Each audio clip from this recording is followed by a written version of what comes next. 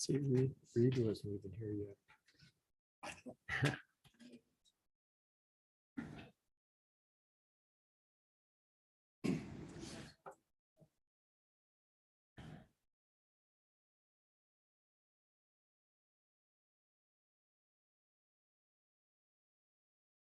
Okay, the hour being 7 o'clock, I'm going to call this meeting to order. And if we could have all our veterans here lead us in the Pledge of Allegiance. Okay.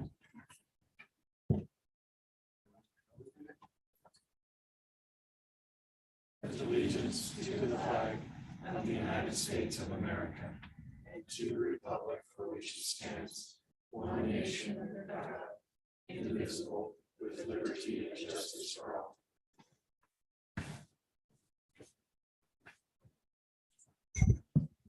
Thank you. I'll entertain a motion to approve the agenda. So moved. Second. Okay, it's moved by Councilman Zimmerman, seconded by Councilman Berg. Any discussion? Seeing none, all in favor of the motion signify by saying aye. Aye. Opposed, motion carries. Councilman Shatron has called in and he's been working like just a lot of hours, so he won't be here tonight. A lot of work going on out at the mines. Okay, first we have a proclamation. We have 3 proclamations tonight. The first one is Hunger Action Month. Somebody here for, okay.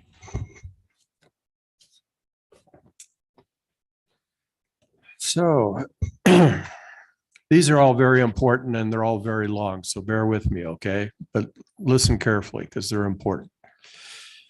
Whereas addressing the food insecurity needs of children, youth, men, women, seniors, active military, and veterans today is fundamental for the future of Green River. And whereas hunger and poverty are issues of vital concern in Sweetwater County, where 11.6% of people struggle with hunger and 1 in every 6 children do not know where their next meal will come from. Whereas the need for comprehensive, coordinated emergency food programs place upon our community a critical responsibility, and whereas the Food Bank of Wyoming is committed to combating hunger in every part of our community and providing additional resources that those in Green River need. And whereas it is our responsibility as citizens of Green River to learn about hunger and to do our part in reducing that hunger.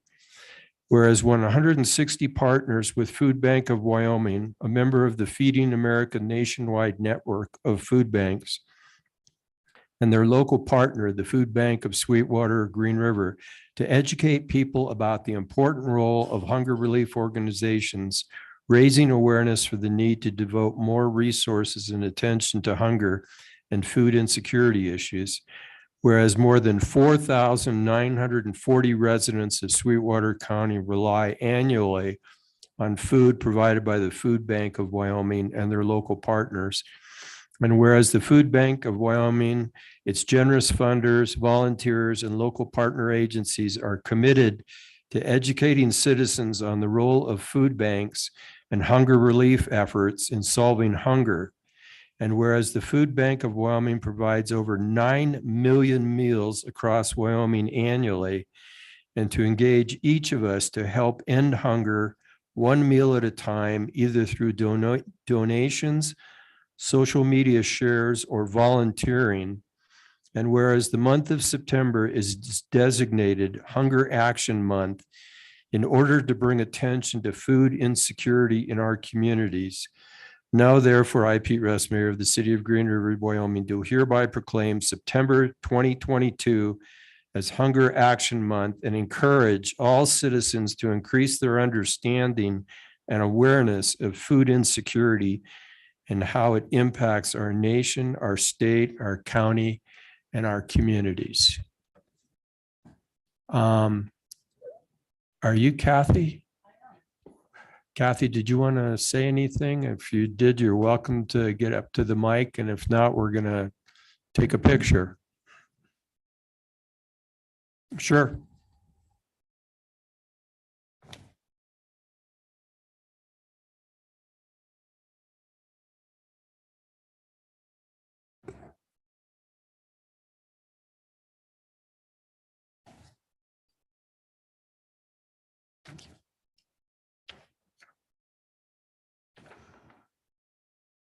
And I'm Kathy Seiler. I'm the Executive Director of Food Bank of Sweetwater County, and we do have a location here in Green River, our Green River site. And I just want to thank you for making this hunger awareness proclamation. And our food bank is currently experiencing an increase of families that are seeking food assistance.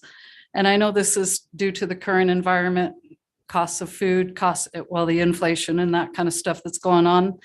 And right now I can say that donations are really needed right now. Non-perishable items can be dropped off at your local library, or non-perishable and perishable items are accepted at our locations in Green River and Rock Springs. Green River is the first and third Thursdays of the month that anyone can come and drop off food. And then monetary donations can also be mailed to 90 Center Street in Rock Springs, Food Bank of Sweetwater County. If you'd like to designate Green River, you just put Green River in the memo. And we also accept donations electronically on our website at www.foodbankswcty.org. And we're also a United Way community partner. And our community is always really supportive of our food bank, and we really appreciate it. Thank you very much. Thank Yes. you. Go ahead, Councilman. Can you repeat the address over in Rock Springs for us to send Donations. donations? It's 90 Center Street, Oh, Center? Center. I And wrote- it's I wrote citrus. Oh, not I'm sure. sorry. And it's That's close. 82901. Thank you. Thank you. Let's take a picture.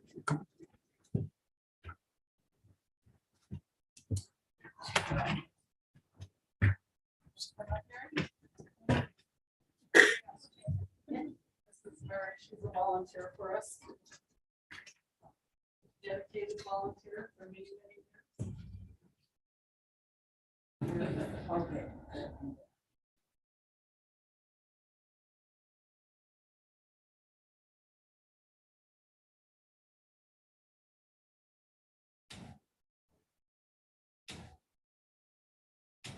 Awesome. Thank you. Thank you so much.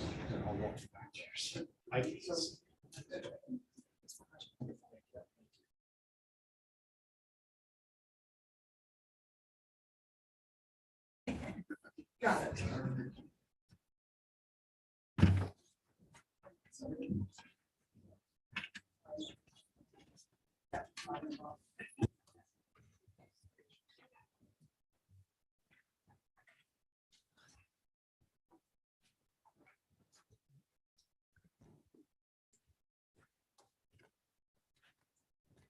Okay, the next proclamation, and I'm sure a lot of you are here for this one, is the POW MIA Recognition Day. Whereas when service members take an oath to defend the Constitution of the United States, they do so knowing that they may be called upon to make great sacrifices to ensure and sustain our shared values. Whereas more than 83,204 Americans remain unaccounted for, from 73,547 in World War II, 7,883 from the Korean War, 1,642 from the Vietnam War, 126 from the Cold War, and 6 from the Iraq theater and other conflicts also remain unaccounted for. And whereas the number of missing or unaccounted for from Wyoming in World War I, 8, World War II, 195, the Korean War, 13, and Vietnam War, 4. Whereas the family and friends of unaccounted for veterans, as well as countless fellow veterans and other Americans, still await recovery and identification of their loved ones, or if determined unrecoverable, certainly regarding their fates. Whereas we will not forget these patriots who were willing to give their all to preserve and protect our freedom. And whereas the city of Green River takes great pride in and endorses national commitment to account as fully as possible for the Americans still missing from the nation's wars. And whereas the city of Green River calls on Congress to ensure that POW MIA, related government offices and organizations receive the funding and personnel necessary to accomplish the principal mission of accounting for our missing veterans, thus signaling to nations around the world that America stands behind those who serve. And whereas the city of Green River will always stand firm with this pledge to those who are unaccounted for, you are not forgotten. Now therefore be it resolved that I, Pete Rest, Mayor of Green River, do hereby proclaim September 16th, 2022 as POW MIA Recognition Day in the city of Green River in honor of all Americans captured, missing, and accounted for, and ask citizens to observe this day with the appropriate ceremonies. Is there somebody in the audience that would like to address the council on this issue?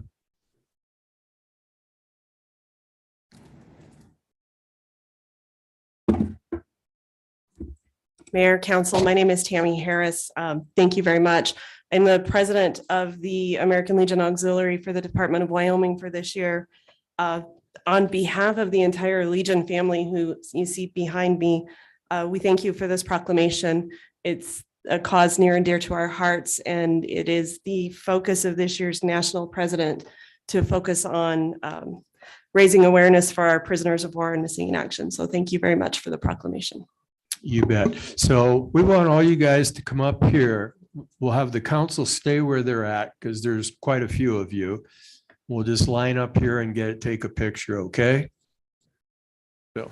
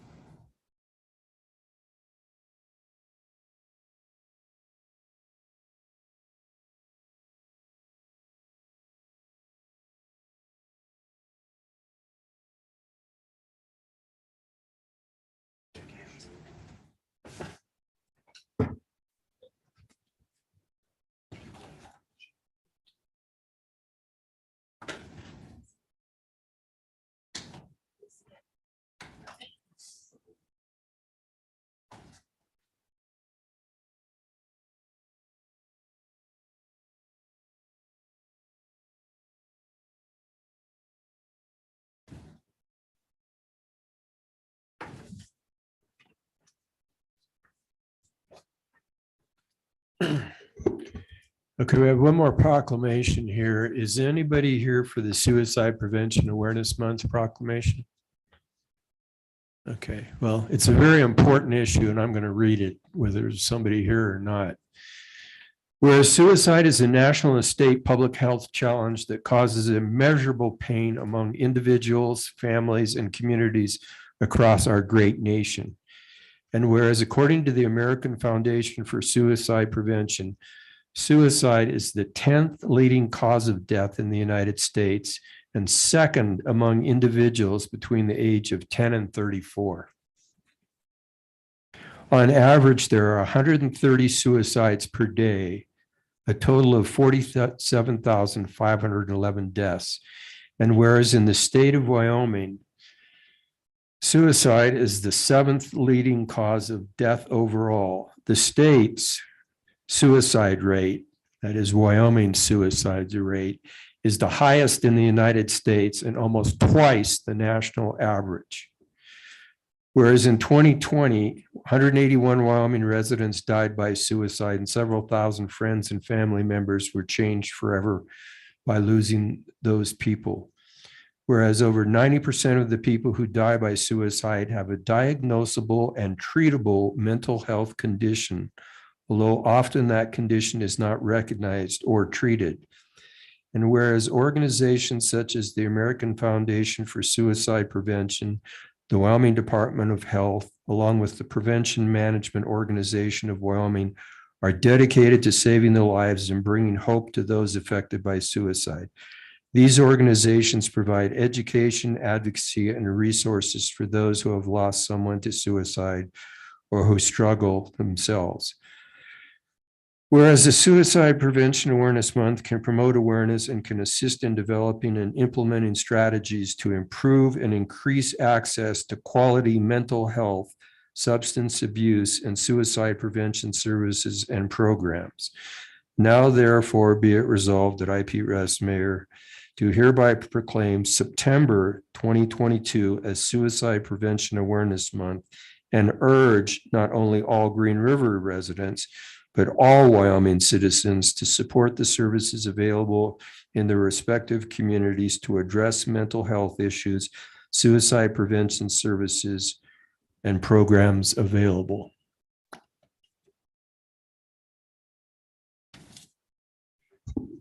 Okay.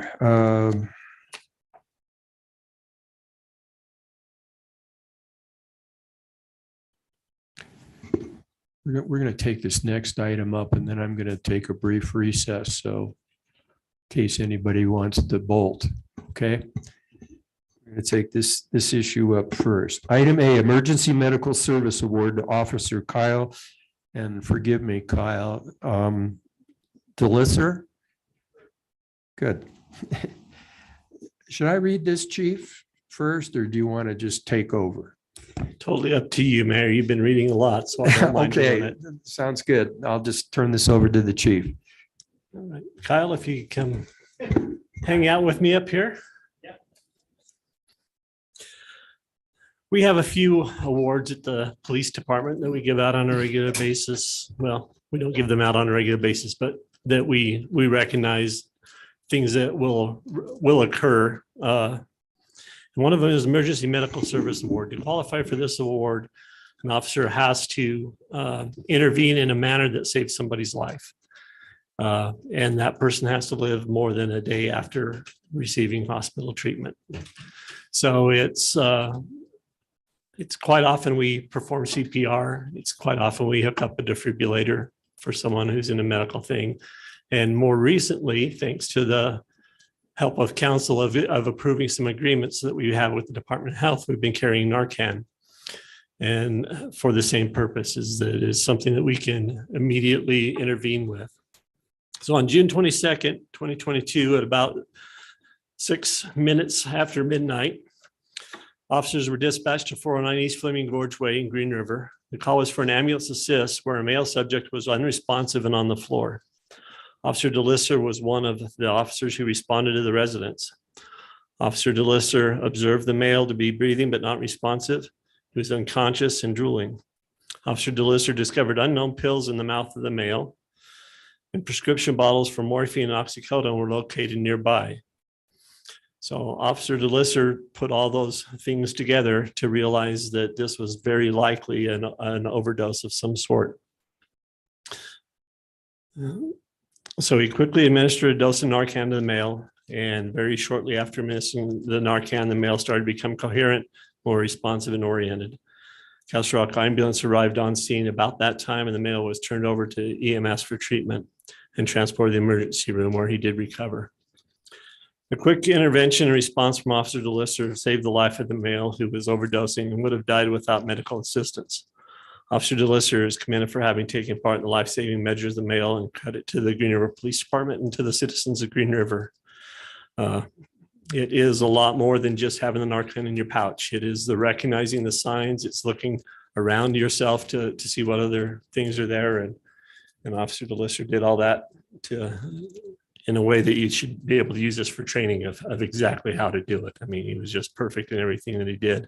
And someone's still alive to tell the tale. It was an accidental overdose. I know that there's some concern about enabling people who choose to engage in activities that are illegal, but in this case, it was medicines that were prescribed that just were not taken appropriately. So good job. I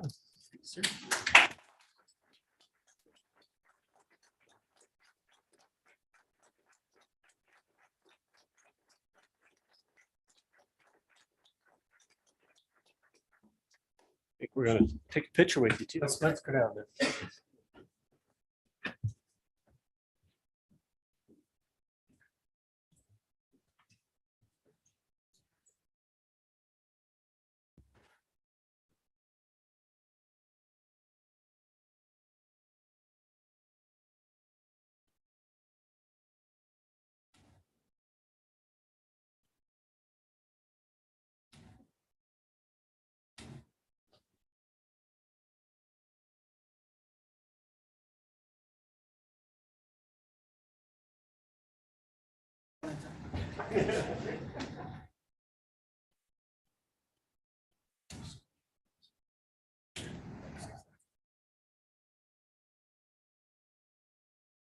We're going to take a 1-minute recess.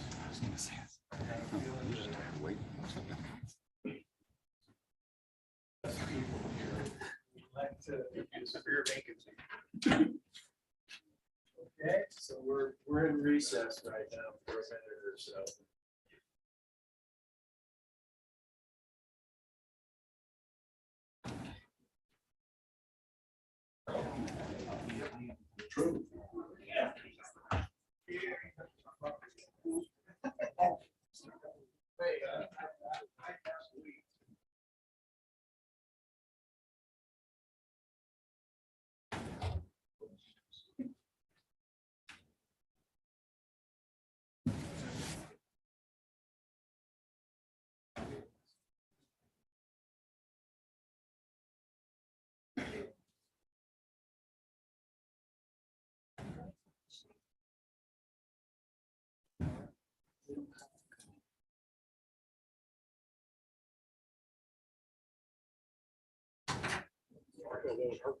Yeah.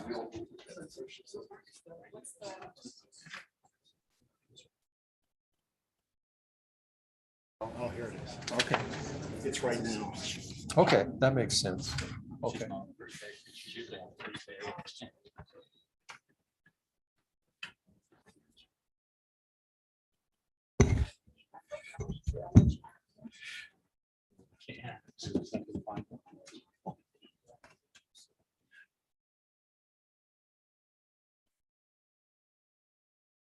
Okay, item 6, citizen requests and other communications. Now's the time for citizens in the audience to be recognized and to speak on items both on the agenda and of general concern for them as citizens of Green River. There will be a limit of 3 minutes for each individual and 5 minutes for group spokesman. Are there anybody in the audience that would like to speak to the council that are not on the agenda? If there is, please step up to the microphone.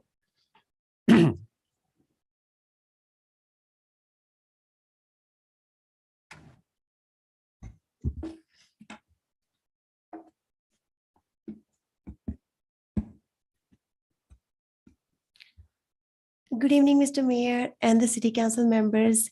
Thank you for giving me a chance to speak tonight. My name is Madhu Anderson, and I'm here on behalf of Wyoming Against Gas Chambers. It's a group of Wyoming citizens who are concerned about the gas chamber euthanasia method, which is used in only 2 cities right now in the state of Wyoming, that is Green River and Evanston. So we work towards banning this cruel method of euthanasia from all the animal controls across the state of Wyoming. I'm here with my friends in some members of the group. Some are there and some on the way. And my friend. I'm Steve Blunt. I've lived in Green River for a little over 20 years.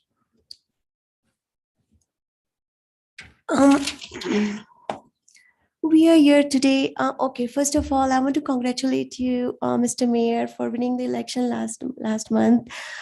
You're very popular and very well respected in the community for being honest and keeping your word. And I have a lot of respect for you. My group does too. I'm here today to ask you, like when you publicly announced on the January 4th that we are removing your city of Green River is moving forward to remove the gas chamber from Green River Animal Control. And we had spoken several times after that on the phone. And we also had a couple of meetings with my friend from Green River too. And you told me that you are working towards it. The city has already made the decision. It's a final decision. So my group and we are interested in knowing that what steps have been taken, because it's been more than 9 months. We're just curious what steps have been taken to remove the gas chamber from Green River Animal Control. In my knowledge, the gas chamber is still being used to kill dogs and cats, kittens and puppies in the Green River Animal Control right now. So this was my question here. That is the reason we are here today. I'll appreciate your answer. Thank you so much.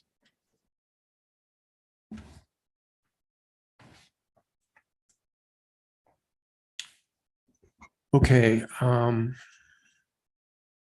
I can't answer the question. Tom, okay. If you guys would,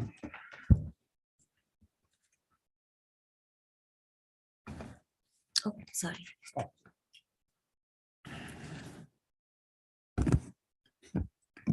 Mayor and council, just to give you an update on everything that has been done.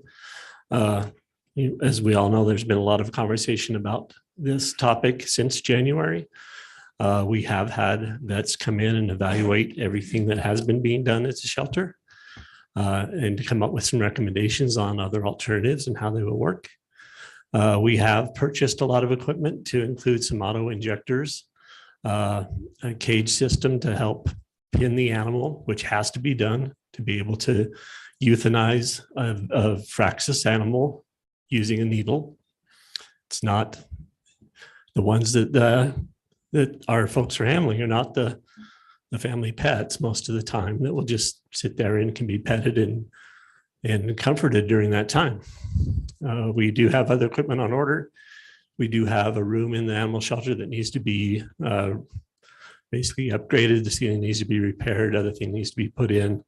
The table needs to be installed. All that is normally done by Parks Department, which everybody knows during the summer how busy they are. So that is on schedule to be done this winter. In the meantime, both methods of euthanasia are being used. The chamber is being used in the way that is outlined in the American Veteran Association medical guidelines. Animals are not being put in there in any of the ways that have been presented to council in the past. The things that are described that happens are not happening in our shelter, have not happened on our shelter, and will not happen in our shelter. Staff continues to do an awful lot to make sure that we do not euthanize any animal that we can save as much as we possibly can. Just this last week, we had 2 animals that were dropped off at the shelter. The story that was received by staff over the phone was nothing like what actually occurred. The animals were nearly 10 years old, had tumors, large tumors, generally an animal that's not adoptable. Yet our staff found a rescue in Jackson, had volunteers take these animals up to meet with members from the rescue halfway through. And they're now up there in foster homes and being taken care of. This is what our staff does every day. I understand the concern of this group. I understand their heart's in the right place. What they don't understand is our staff's heart is in the right place. And they're doing everything they possibly can. And the animals are treated humanely and fairly. And we would love to not have to euthanize any animal. We have irresponsible pet owners in our community that make this necessary. So anything that can be done to take care of that problem, as opposed to demeaning our staff publicly, I would appreciate. That's all I have. thank you, Chief. Council, does anybody have any questions or comments? Councilman Kilpack.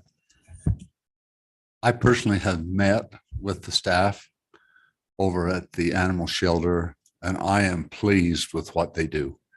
I think they care very much about the animals, and they do everything they can in their power to not have to euthanize them. And so from what I've seen and the time I've spent there, and like Chief Jarvie said, their heart is to save the animal, where sometimes there's circumstances where it can't be done. And I am happy what they're doing. And I personally don't see the need for a change. So, and they don't use the gas chamber. The last time I talked to them, they don't hardly use it. They don't use it very much at all, unless it's the last resort. So I think sometimes we forget that employees have a heart, that employees care. And we need to recognize that they are doing everything in their power to make things right. And I'm pleased with what they've done. And I've spent time over there and talked to them. So that's all I have.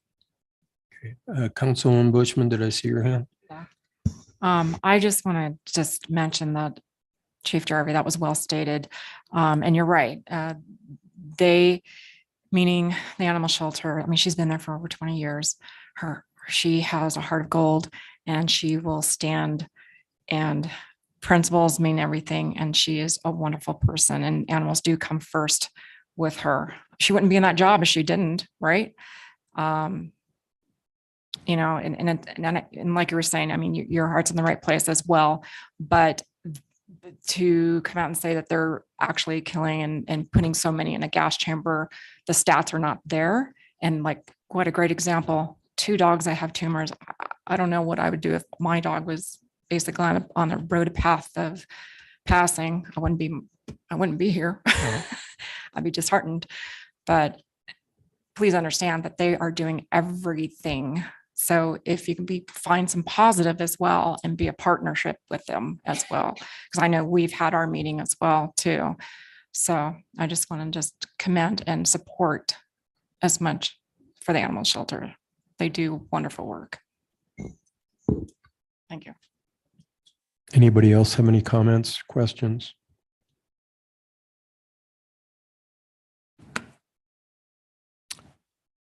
Okay.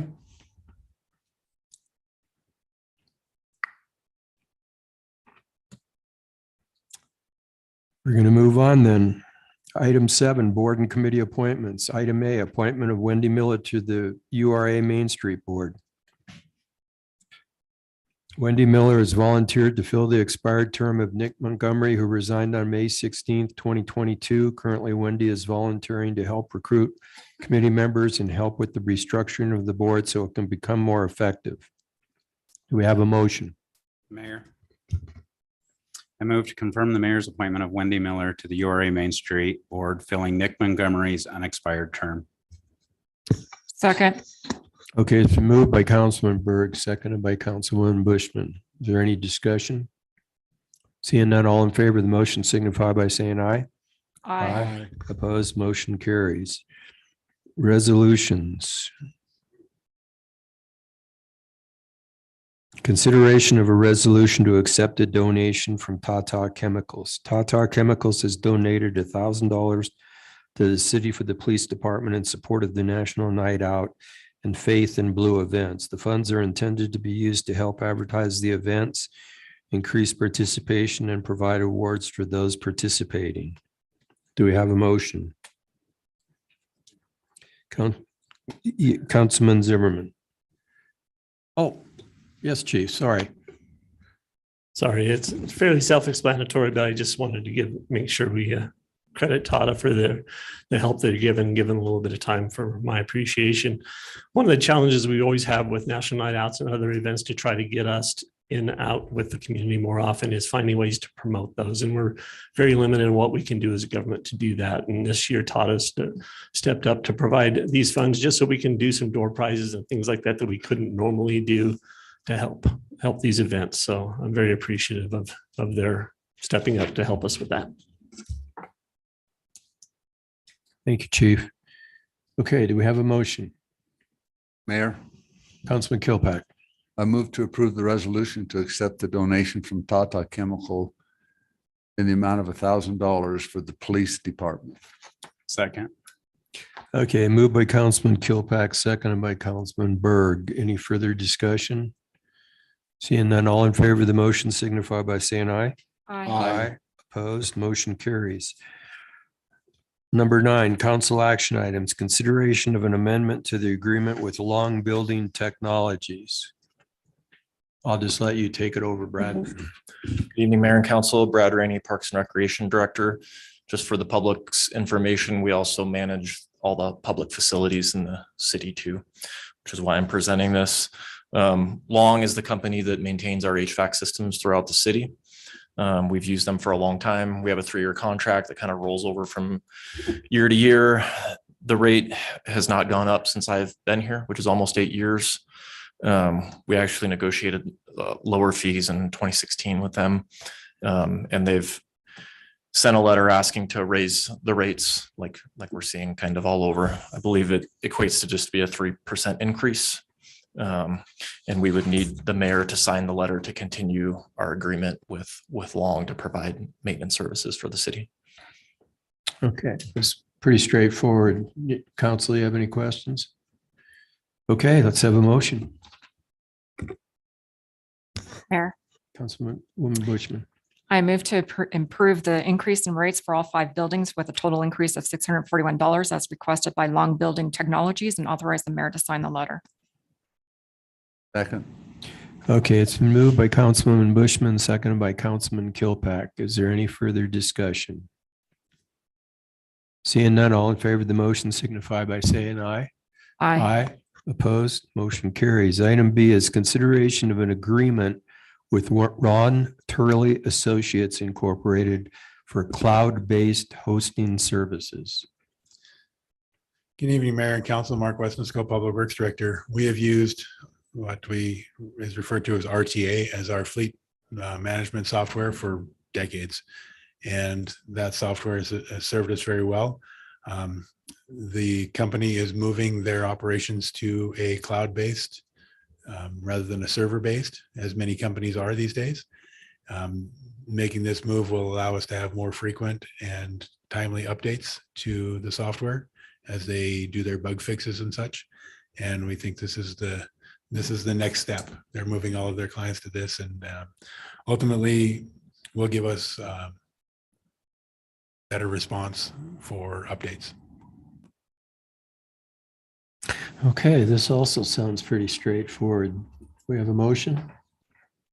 Oh, wait, does anybody have a question? Sorry, just a quick one, Mark, Yep. just curiosity. Where is their emergency site at? Their emergency site? Well, such as off, when they have an emergency, if they shut down, they have a backup, right? So they have a, Typically, the software is, because we're tracking coming in and going out of parts, oil changes and things like that. If it is down for a short period of time, it's typically not critical to our ability to continue to function. We can still fix the vehicles and just input it when it comes back up. oh, okay. Just, like I said, I was curious. Yeah. Any other questions for Mark? Okay, let's have a motion. Mayor, Councilman Kilpack. I move to have the RTA fleet management software move from the city's on-premise servicer to RTA's cloud-based hosting service and authorize the mayor to sign the agreement. Second. Okay, it's been moved by Councilman Kilpack, seconded by Councilman Zimmerman. Is there any further discussion? Seeing none, all in favor of the motion signify by saying aye. Aye. Opposed, motion carries. Consideration of the submission of Form 2740 to the Bureau of Land Management. Apparently you're up for this, Mark? Yep, I cover this one too. So this form is, it's a BLM standard form. For years, we have operated park facilities down at Stratton Myers Park. Well, the section of land that Stratton Myers Park sits on is actually owned by the Bureau of Land Management. And we've had these long-term leases with them for recreation and public purposes.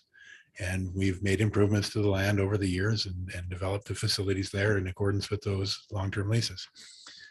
We approached them not long ago about the idea of moving our RV dump from its current location near the treatment plant over to a location near Stratton Myers Park, with the idea that when we do the treatment plant, that'll be out of commission, and given the opportunity to do such improvements, would be able to make more lanes, have better queuing, and basically make a better facility there. So we asked them if we could do that and make that improvement, to which they responded, why don't you just apply for us to give you the land? And that's what we're doing here. This will initiate the process for them to do their evaluation as to whether they can give us or sell us the land. This will initiate some cultural resource activities on their side, some assessments on their side to determine if that's a piece of property that they can dispose of to the city.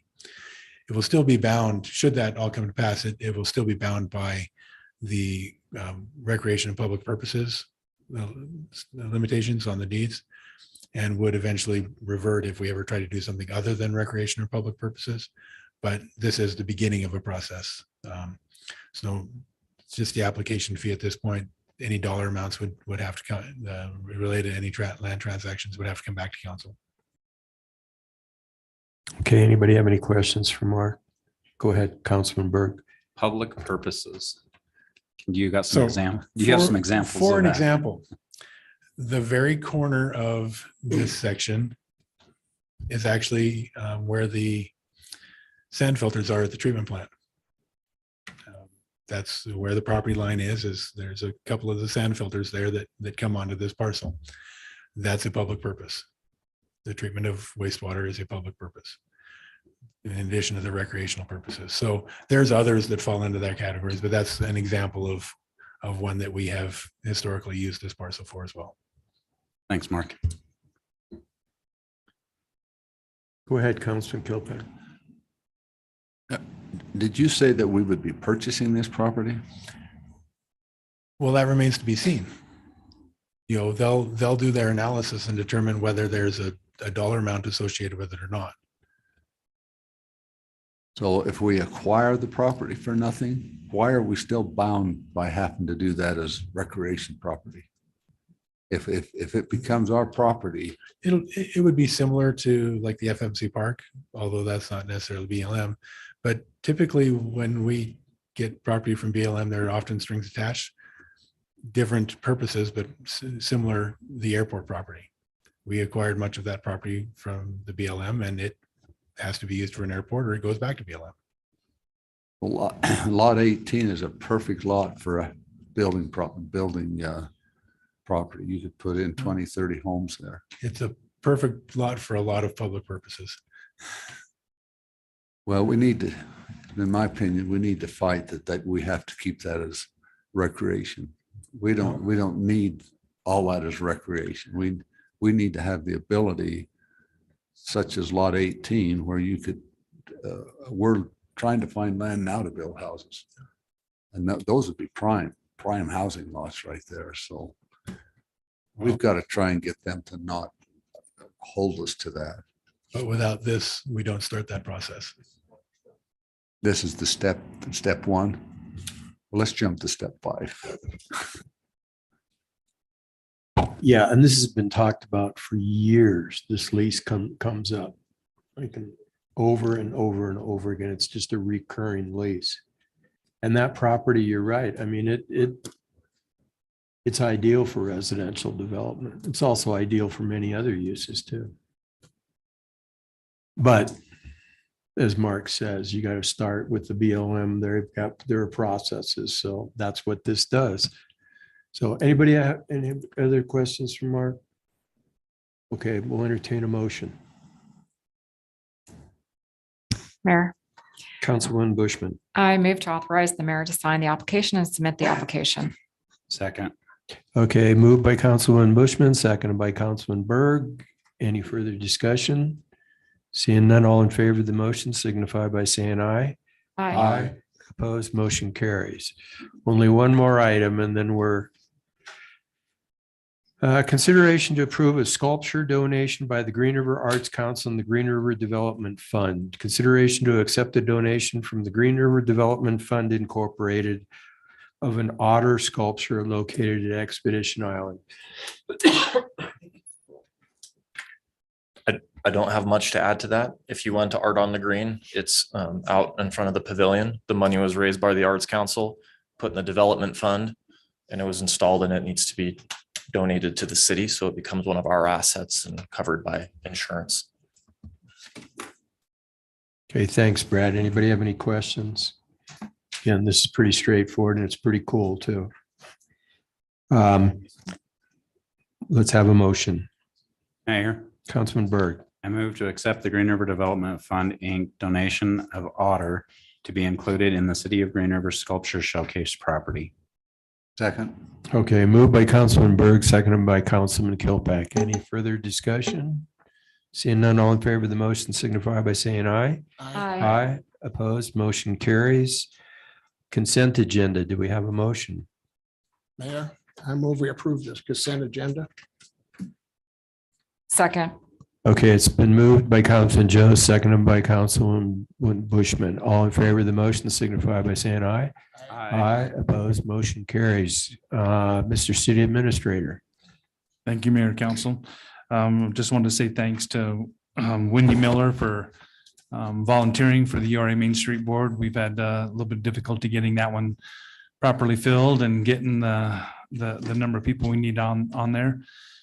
With that, I'll be following up with some of the discussions we've had regarding some steps with the URA and Main Street and what we'd like to move forward with. And I know that Jenny's excited to have her on the board and start moving forward with some additional concepts and stuff, especially coming up with the street fair that they have coming up here in the next weekend. It's going to be as big as the Flaming Gorge one. So that's all I have.